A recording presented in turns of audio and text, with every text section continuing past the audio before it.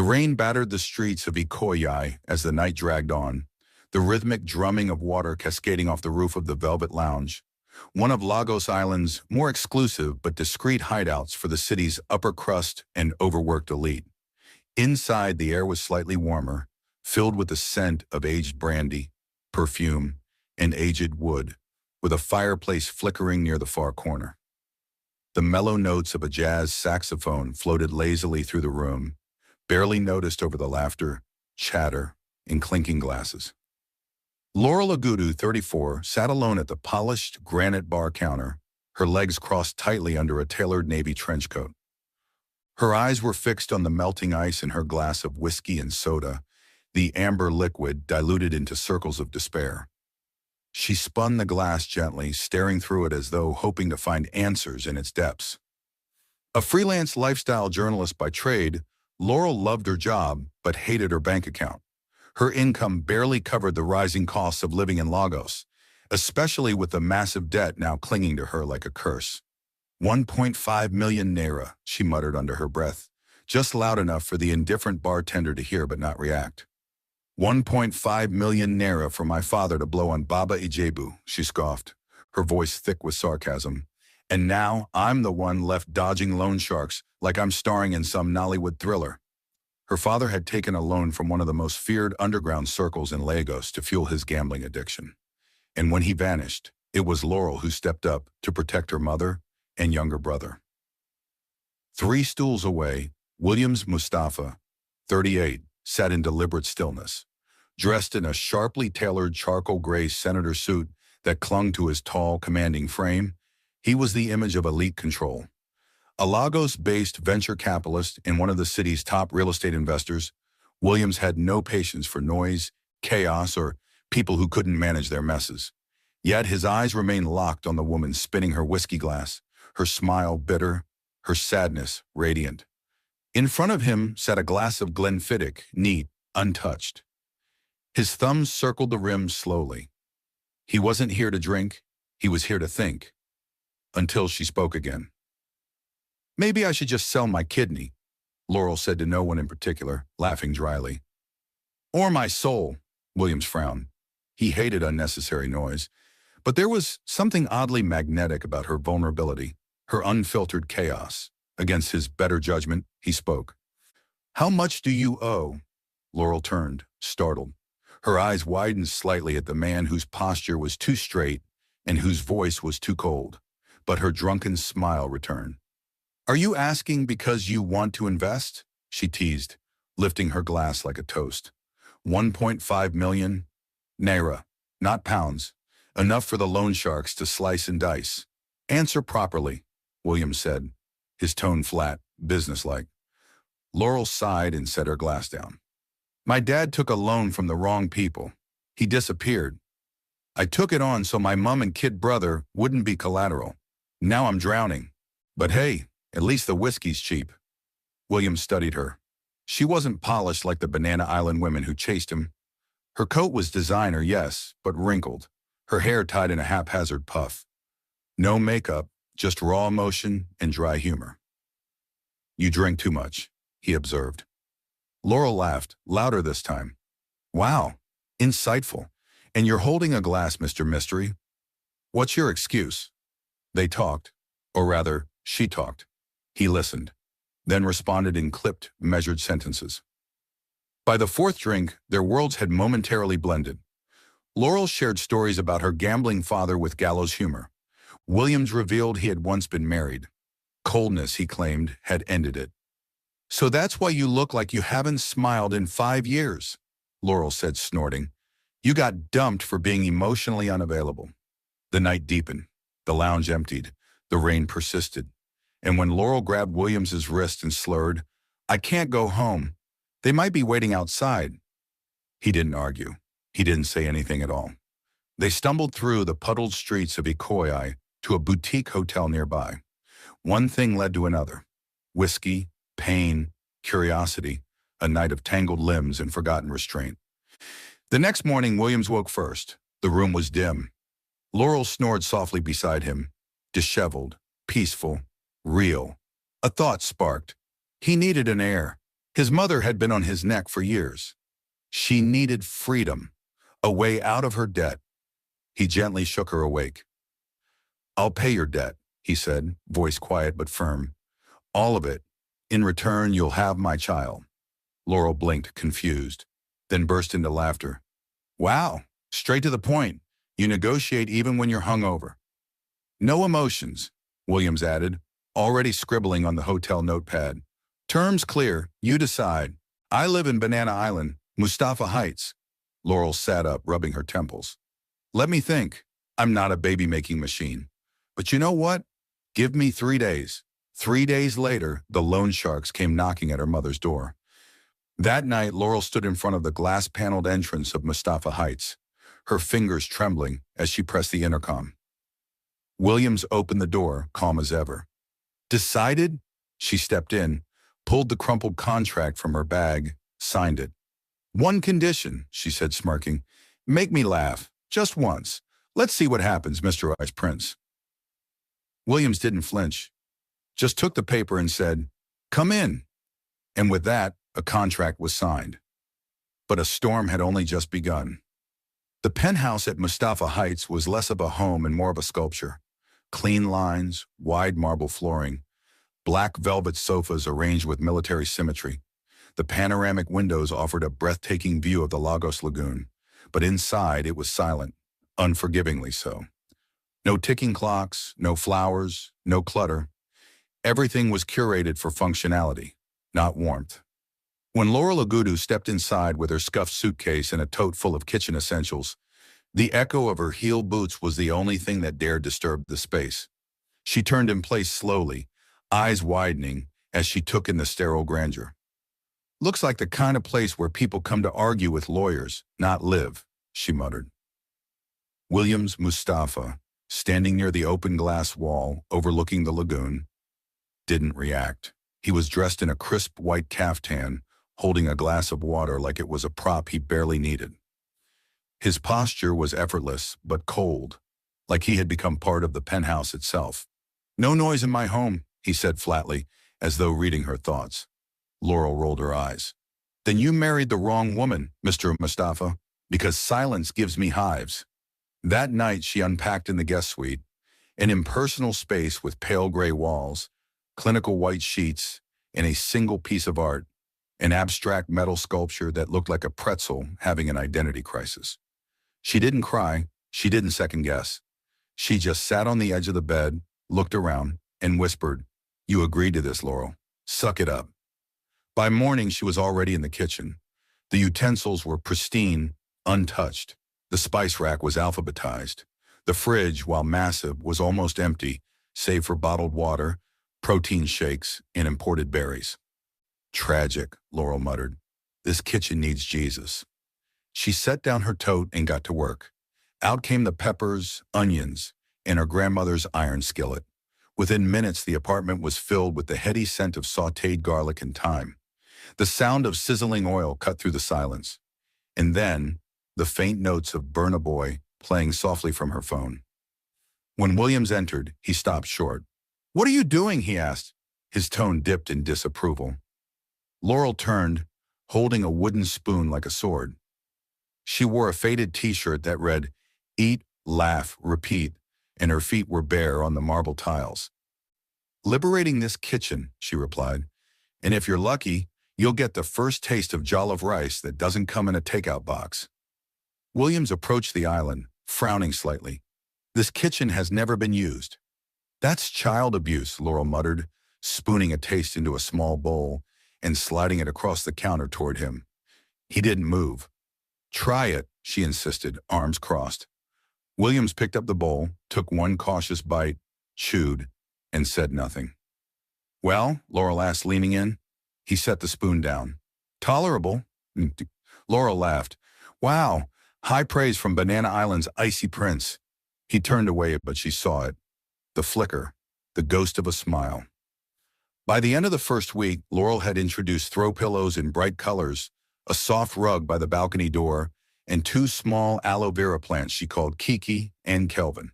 The cold corners of the penthouse were still there, but the silence no longer suffocated.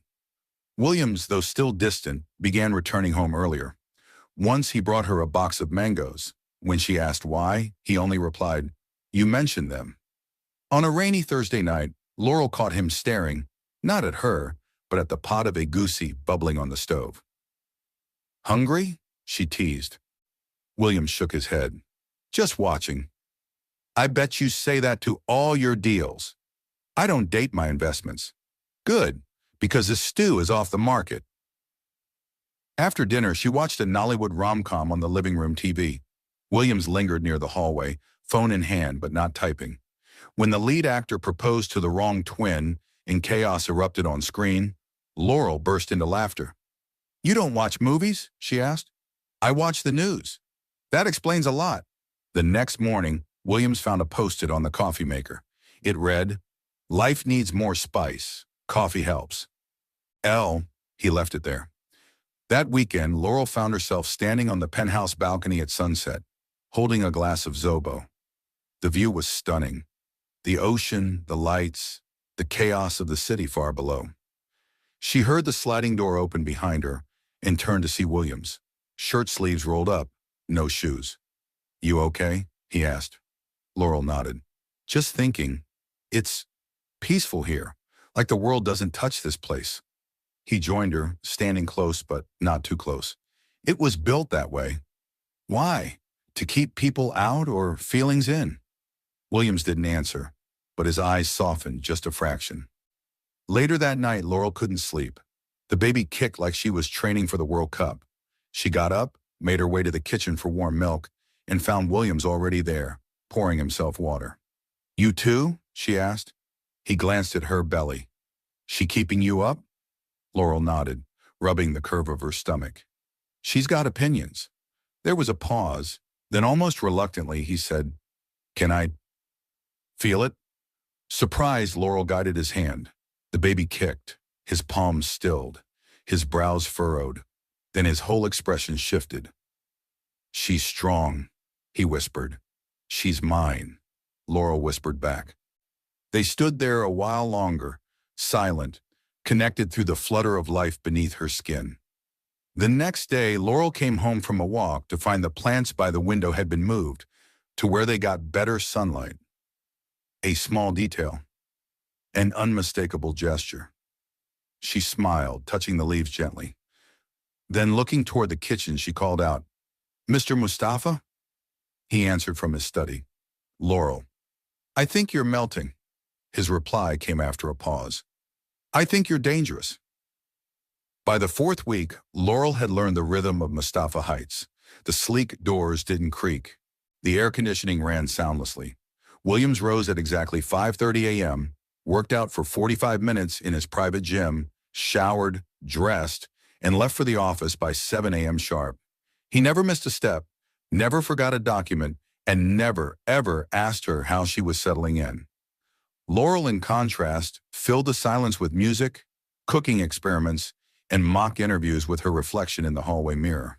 But even her most theatrical attempts at liveliness were met with a blank stare from Williams, or the sound of a door quietly closing.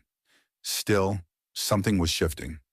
One afternoon, Laurel was curled up on the massive cream sofa with her laptop, finishing an article for a lifestyle magazine about finding warmth in cold spaces, a piece inspired, far too literally, by her current life.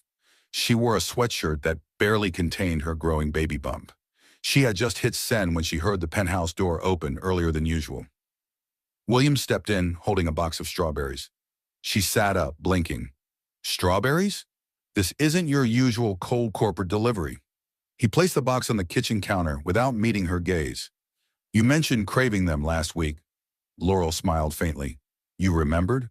He finally looked at her. "I remember everything." It was the first time his words felt less like a warning and more like a confession. She approached slowly. "Do you want to try one? They're sweet." He hesitated, then picked one up, inspected it, and took a bite. "Acceptable," Laurel burst out laughing.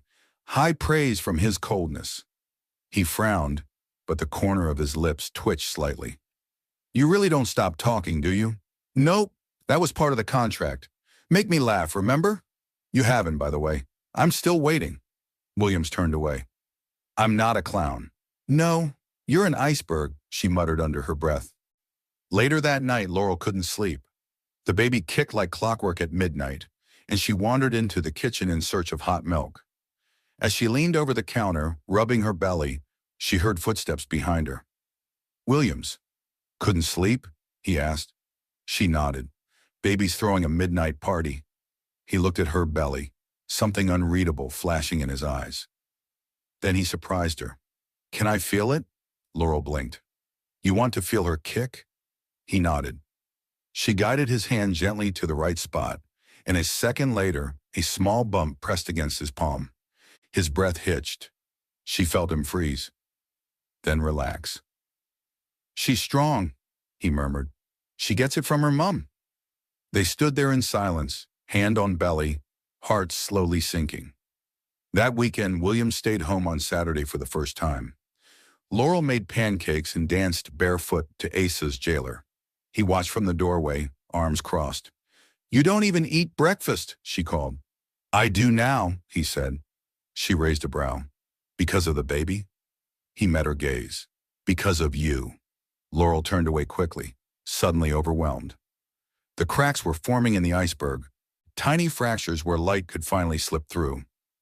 Later that afternoon, as Laurel painted her toenails on the balcony, Williams appeared with a cushion and a bowl of sliced pineapples. Hydration, he said simply. Laurel squinted up at him. Who are you and what have you done with my emotionally constipated housemate? He almost smiled. The next morning, Laurel found a new throw blanket on the sofa. Emerald green, soft, her favorite color. No note, no comment, but she knew. That night, as she curled beneath it watching reruns of her favorite comedy show, she reached for her phone and texted him a single message. You're not so cold anymore, just slightly frozen. Progress. He didn't reply, but he stood in the hallway, reading it over and over, until his fingers finally hovered over his own screen. Don't expect too much. I'm still learning. And just like that, the first real conversation between them, unsaid but understood, was born. It began with a phone call Laurel never wanted to answer. She was in the kitchen preparing okra soup, the aroma of crayfish and uziza leaves wrapping around the penthouse like a warm embrace. Her phone buzzed. Her mother's number. At first she ignored it, but it buzzed again and again. She wiped her hands on a towel, picked up the call, and heard her mother's trembling voice. Laurel, it's your father. He's gone. The spoon in her hand fell to the tiled floor. Her father, the man who'd broken their family, who disappeared into Lagos's gambling holes without a trace, was dead, shot during a fight in a shady bet house in Oyalegba. No warning, no goodbyes. Laurel sat down slowly, her hand cradling her baby bump, staring at nothing. Williams found her an hour later, still sitting on the kitchen stool, the soup on the stove long forgotten. What happened? He asked, stepping closer. Laurel didn't look up. Her voice was soft, flat. My father died this morning. Williams froze. Of all things he expected, this wasn't one. He took a step forward, then paused. I'm sorry. She gave a half shrug, half smile, and blinked. Funny. I thought I'd feel relieved, but instead, I just feel like a hole opened up inside me.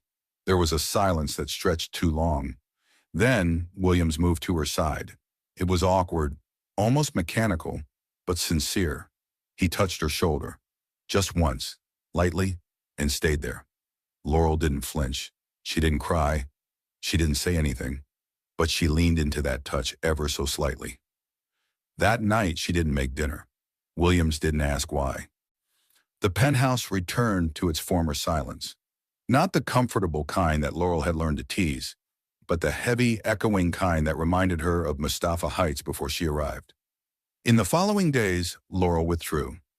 She still cooked, still walked barefoot through the living room, still played soft music, but the laughter, the teasing, the stories, they vanished. She had built a shell and locked herself inside. Williams noticed. He'd come home to find his meals served but not shared. He'd hear her footsteps, but not her voice. He'd see her curled up on the sofa, but never look up when he entered. On the fifth day, a box appeared on the dining table. A delivery from a baby store. Tiny socks, pastel onesies, and a book titled Letters to My Daughter Laurel hadn't ordered it. She stared at the box for a long time, her heart aching. She found Williams that evening in the study, his laptop open but untouched. "You bought that?" she asked. He looked up, nodded once. "Why?" Williams leaned back slightly. "Because I thought she might like it. You might like it." Laurel swallowed hard. "She kicked when I opened it." He closed the laptop. "She has good taste." Laurel laughed softly. It was the first real sound she had made in days. "I'm scared, Williams," she confessed. "What if I'm like him? What if I mess her up too?" "You won't," he said instantly. "You're nothing like him." She looked at him, searching. "How do you know?" "Because he ran, and you stayed." It was a simple answer, but it melted something deep inside her. The next morning, Laurel was back in the kitchen. She made a car and pap, left a plate out for him, like always, but this time she waited until he sat down. "I wrote her a letter," she said. Williams paused. "What did it say?" Laurel smiled. "That I want her to grow up laughing and loved, and that her dad—" She stopped herself, then looked up. "The man she'll call Dad is the strongest, coldest, and warmest man I've ever met." Williams said nothing, but he didn't need to. The way he reached out and took her hand said more than any words could. For the first time, the storm inside both of them found calm. And the silence that once haunted the penthouse, it now held room for healing. Laurel Ogudu stood barefoot on the balcony, the early morning sun painting her brown skin in soft gold. Lagos stretched far below, humming with its usual chaos, cars honking, distant voices and the wind dancing across the lagoon. She cradled a mug of ginger tea, staring at the water, her heart full and strangely calm. Inside, Williams Mustapha emerged from the bedroom, barefoot in black joggers and a simple tee. He watched her from the living room for a moment, taking in the quiet strength she radiated. The woman who once barged into his life with sass and stew had become the heartbeat of his world, though he hadn't quite said that out loud yet. He cleared his throat. "You're up early." Laurel turned slightly, smiling over her shoulder. "Little Miss is an early riser." She rubbed her belly. "She kicked me twice and demanded tea." He approached, standing beside her. They looked out at the lagoon together, not speaking, just sharing space. After a beat, he asked, "Do you still write letters to her?" Laurel nodded. "Almost daily. It's the one thing I know how to give her. Words." Williams hesitated, then said, "Can I read one?" She turned to him, surprised. "You want to?" He met her gaze. "Yes." Without a word, she walked into the penthouse and returned with a small leather journal. She handed it to him like it was a sacred relic. He sat on the sofa and flipped it open. The first page read, "Dear Mini-Me, I hope you inherit my laugh, but your father's strength, my stubbornness, but his quiet focus. I hope you never have to prove your worth to anyone, but if you do, prove it to yourself first." He read silently for a long time. Then he closed the journal gently. "She'll be lucky to have you," he said. Laurel blinked away sudden tears. "I hope she has both of us." Williams exhaled. "She will." Later that day, while she napped, Williams opened his laptop. Not for business, but to research prenatal classes. By evening, he had signed them up for one in Ikoyi. When he told Laurel, her eyes widened. "You? In a room full of pregnant women and yoga balls?" He smirked. "I've survived boardroom scandals and oil tycoons. I'll be fine." That weekend, they attended their first class. Williams sat stiffly among the colorful pillows and soothing music, clearly out of his element. Laurel couldn't stop laughing. During the breathing exercise, she teased, "Imagine this is a hostile takeover. Inhale like you're buying back control." Williams chuckled, an actual laugh that made two women beside him glance over in surprise. Laurel caught it. Her eyes sparkled. On the drive back, they stopped for roasted corn by the roadside. Laurel devoured hers. Williams took a bite, grimaced, and shook his head. It tastes like charcoal and regret. Laurel burst out laughing, mouth full. You're officially Nigerian now. At home, she collapsed on the couch, massaging her swollen feet. Williams returned with a basin of warm water and knelt before her. Laurel blinked. You know you don't have to. I know, he interrupted, gently placing her feet in the water. I want to. He washed them in silence, then dried them with a towel. Her eyes welled. You're going to make me cry again. Then cry, he said simply. This is real, Laurel. This is us. She leaned forward and cupped his face. Are you saying you love me, Mr. Mustafa? His breath caught. Then softly, I'm saying I already do. She kissed him, slow, deep, and full of every unspoken promise they'd buried beneath contracts and sarcasm. That night they lay together on the couch, her head on his chest, his hand on her belly. The silence was no longer awkward or forced. It was filled with heartbeats, hopes, and a future they never expected, but now couldn't live without. Laurel whispered, I'm scared. So am I, Williams admitted, but we'll be scared together. Outside, Lagos thundered on, but inside Mustafa Heights, love had finally found its voice. 2 days before Laurel's baby shower, the penthouse was transformed, not with balloons or confetti, but with anticipation. Laurel had insisted on something small, intimate, just close friends and her mother, but Williams had gone behind her back and hired a discreet decorator from Victoria Island who specialized in minimal, elegant themes. The dining area, once stark and silver, now shimmered with soft peach linens and white peonies in glass bowls. Every detail was thoughtful. The cake was shaped like a storybook. The playlist was full of her favorite Asa songs, and the scent of vanilla floated in the air. Laurel stepped into the living room in a flowing emerald dress and paused. Her eyes widened. What is all this? She whispered. Williams walked out of the kitchen, sleeves rolled, apron dusted with flour. Surprise! Her mouth dropped. You baked something? I supervised, he corrected, and sliced some fruit. Laurel laughed, placing a hand over her belly. You're turning soft on me. He stepped closer, brushing a lock of hair behind her ear. Only for you. Guests began arriving. Her mother wept when she saw the setup. Her best friend Amaka teased her about becoming a Banana Island madam. The laughter, the love, it filled every cold corner of Mustafa Heights. Midway through the event, as Laurel posed for photos near the cake table, Amaka pulled Williams aside. You really care for her, she said, folding her arms. Williams didn't blink.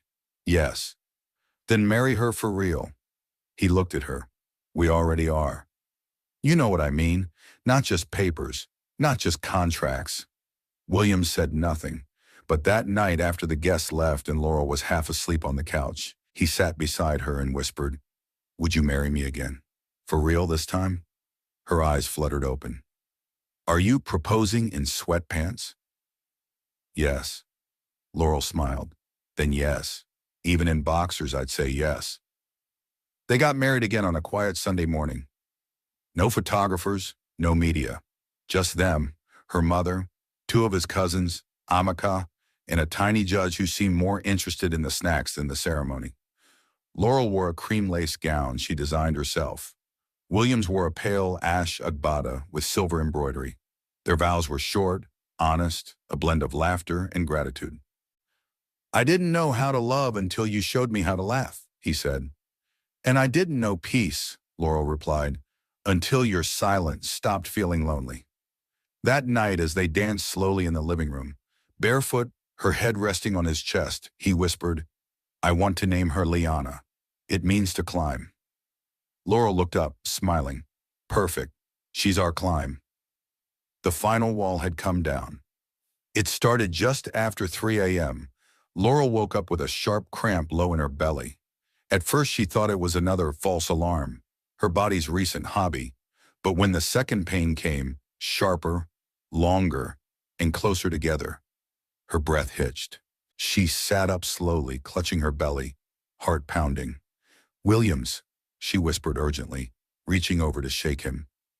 Williams, I think it's time. He jolted upright instantly, all the sleep draining from his face. Now? Laurel nodded, gripping his arm. Call the hospital. He was already on his feet, grabbing the hospital bag she'd packed weeks ago. Laurel changed into her maternity dress, breathing through each contraction while Williams fumbled for the car keys. On the drive to Lagoon Care Hospital in Ikoyi, Laurel gritted her teeth, groaning as each contraction crashed through her like a wave. Williams gripped the steering wheel with white knuckles, glancing at her every few seconds. You okay? He asked for the third time. She shot him a death glare. If you ask me that again, I'll throw my shoe at you. At the hospital, nurses quickly wheeled her into the labor ward while Williams signed forms and answered calls. He wasn't used to being this helpless. His whole life had been about control, precision, logic. But now none of that mattered. Laurel screamed once, loudly, and he dropped his pen. 3 hours passed. Williams paced outside the room, tension crawling up his spine. Then came the sound. A cry. Sharp, new, alive. A nurse emerged seconds later, smiling. Congratulations, sir. It's a baby girl. He rushed inside and found Laurel, exhausted but glowing, holding a tiny pink-faced bundle wrapped in soft cloth. Her curls were dark, her fists tiny and bald. She's here, Laurel whispered, eyes brimming with tears. William sat beside her, wordless as he gazed at his daughter.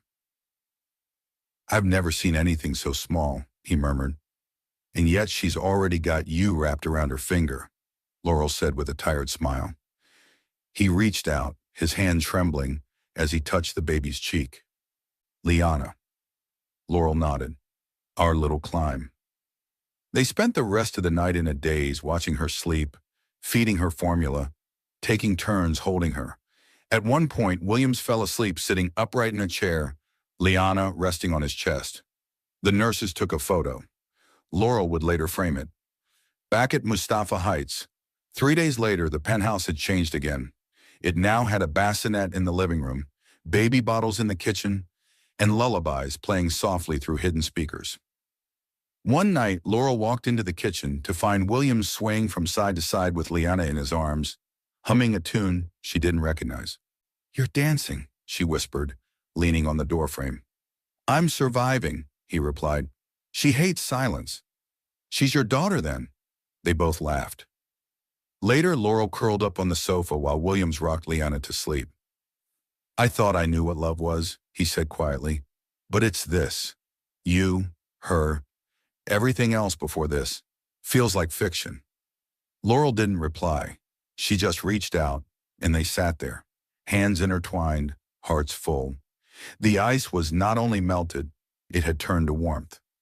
It took only a week for Laurel to realize that motherhood didn't come with a manual. One minute, Liana was sleeping soundly.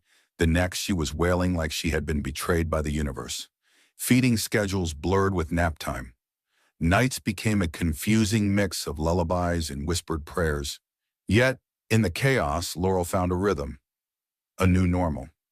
Williams, to everyone's shock, adapted almost seamlessly. He still woke up at 5:30 a.m., but now his mornings began with changing diapers and warming bottles instead of investment calls.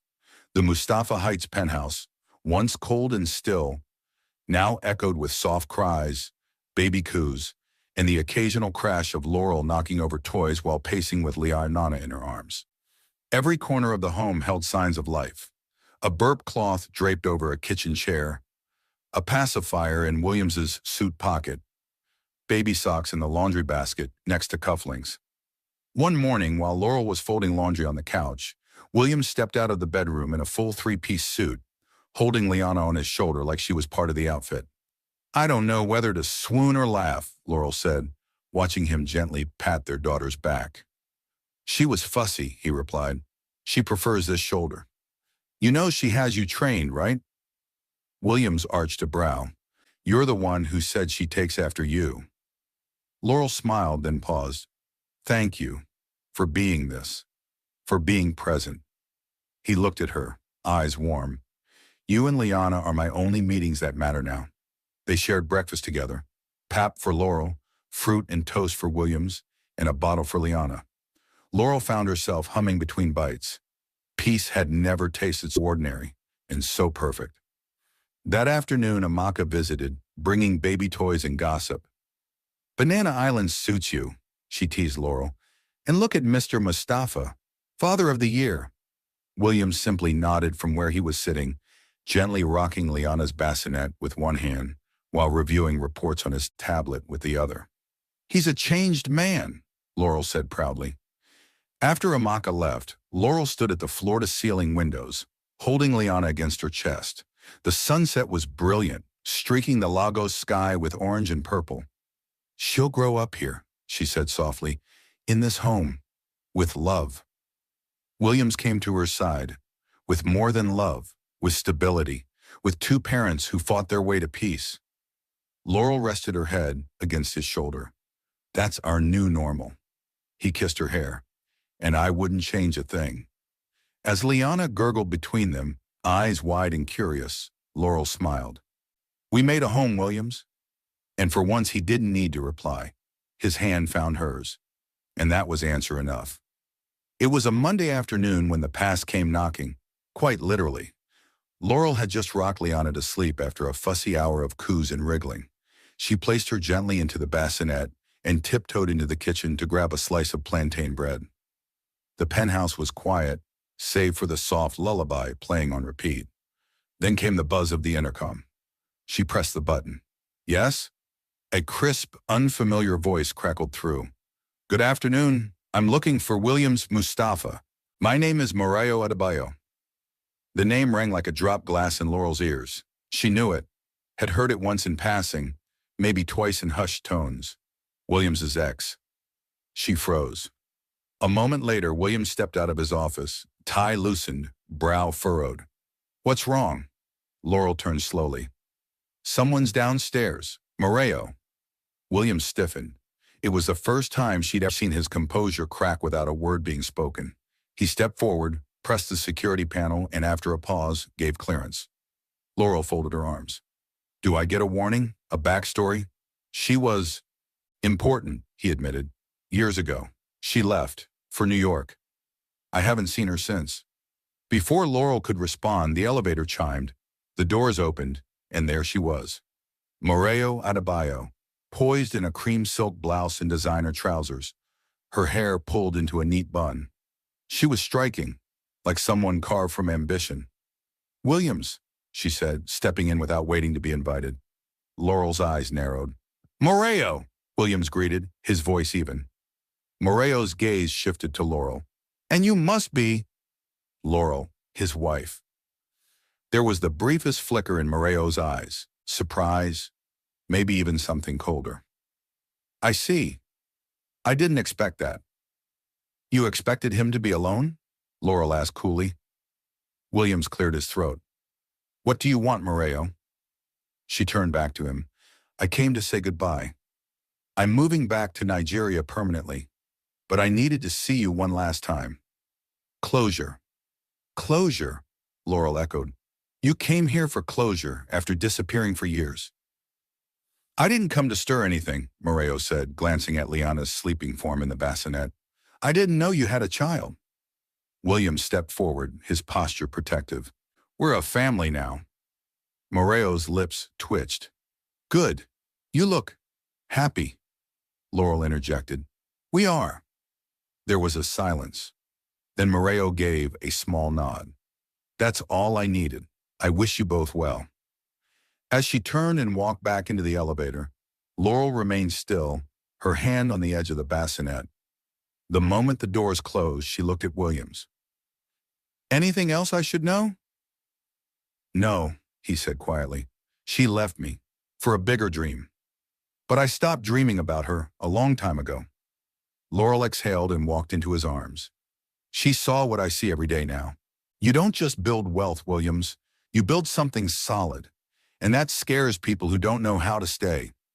He pressed his lips to her temple. "You stayed. I always will."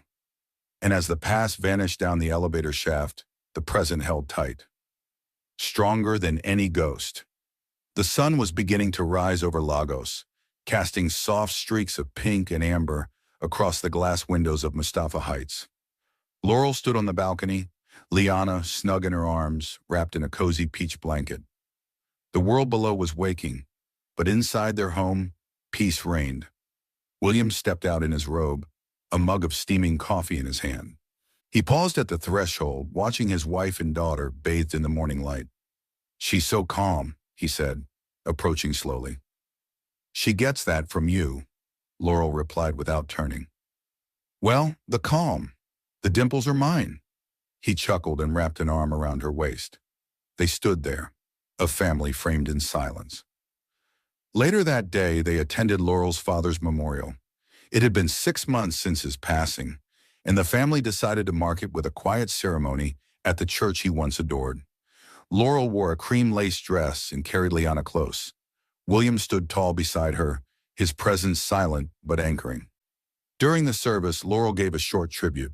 She spoke not of loss, but of continuation, how her father's strength now lived in his granddaughter's fists, in her laughter, in her growing determination. After the final hymn, Williams whispered in her ear, "You make everything beautiful, even grief." Back home that evening, the penthouse was lit softly with candles. Laurel had placed photos from their journey, moments frozen in time. The day she moved in, their courthouse wedding, Williams holding Liana for the first time. As they shared dinner, plantain porridge and grilled prawns, Laurel looked across the table. "I was thinking," she began. Williams looked up, amused. "That usually means trouble." She rolled her eyes. "I want to start writing again. Not just letters to Liana, but something bigger. A memoir, maybe. Our story." Williams raised a brow. "Drunken deals and all?" Laurel laughed. "Especially the drunken deals." He leaned back. "Then write it. Every page. I'll be your first reader." That night, after Liana had been tucked in and the lights dimmed, Laurel opened her laptop. The screen glowed as she typed the first words. "Once I agreed to marry a stranger in a bar. I thought I was losing everything, but I was really about to find everything that mattered." Williams leaned over her shoulder, read the line, and nodded. "Perfect beginning," he whispered. And as the lights of Banana Island flickered outside, the story continued, no longer theirs alone, but one they were ready to share. Because love had come full circle. The first birthday party of Liana Mustapha wasn't loud, but it was luminous. Sunlight spilled into the manicured garden of their new family home in Victoria Island, where a white marquee stood surrounded by soft pastel balloons and rows of handmade cupcakes. Close friends, family, and a few of Laurel's former colleagues mingled over glasses of Zobo and sparkling wine. Laurel wore a pale lilac dress, her hair swept into curls. Williams, dashing in a white linen shirt and cream trousers, held Liana in his arms, her puffy dress almost swallowing her tiny frame. She had her mother's eyes and her father's quiet intensity. As guests sang a soft, jazzy version of Happy Birthday, Liana clapped her tiny hands and let out a squeal that made everyone laugh. Laurel leaned in close to Williams. "She's going to be a force." "She already is," he replied, his voice filled with pride. After the cake, Amaka pulled Laurel aside. "You did it," she said. "From heartbreak and chaos to this, a family, a book, a life." Laurel smiled, her eyes warm. "I didn't do it alone." Back inside, Laurel glanced at her desk, the manuscript nearly finished. "Drunken Deals in Lagos, How I Married a Stranger and Found My Forever." The pages were filled with pain, joy, redemption, and love. Their story. Now the world would know it too. That night, after guests had gone and Liana slept soundly in her crib, Williams wrapped his arms around Laurel in the quiet of their candlelit living room. "Happy birthday to our little girl," he said. "And to us," she whispered, "the real us." Outside, the moon rose over the Lagos skyline, steady and golden. Inside, two hearts beat as one, proof that even the most unlikely beginnings could bloom into something beautiful. Because sometimes love doesn't knock, it crashes in, dressed as a stranger in a bar.